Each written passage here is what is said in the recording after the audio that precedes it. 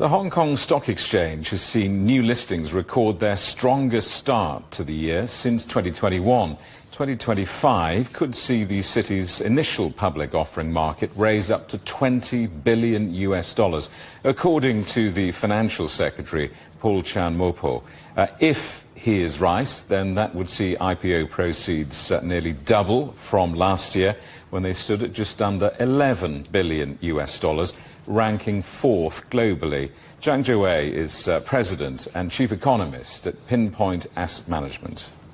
Yeah, I think what's driving this is a different way that global investors look at China assets these days. I think this is a very big change that happened over the past few months, particularly after the Lunar Chinese New Year, that we've seen, first of all, in the tech space, right? So that companies like DeepSeek made a breakthrough, and that really surprised investors, both domestic and global, and there's a very sharp re-rating. And since then, there has been a lot of capital inflows into Hong Kong and mainland China. I think this is a very big re-rating that people are looking at China macro outlook in a very different way.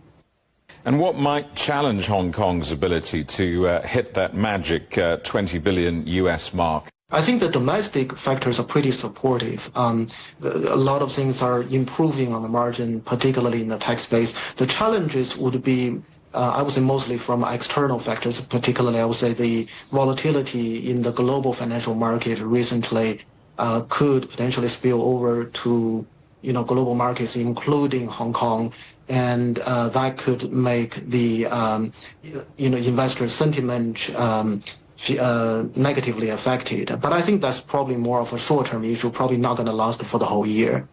There's also the geopolitical issue that investors are always concerned about these days. But I think those external factors are mostly manageable. How do Hong Kong's IPO policies compare with other global financial hubs like New York or London?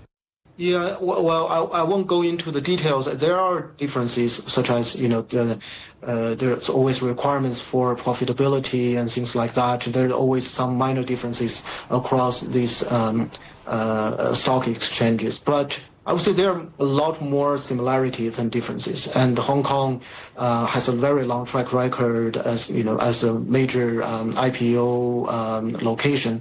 So I don't think the big number that the financial secretary put forward is that much affected by the policies. Rather, it's more driven by the macro environment.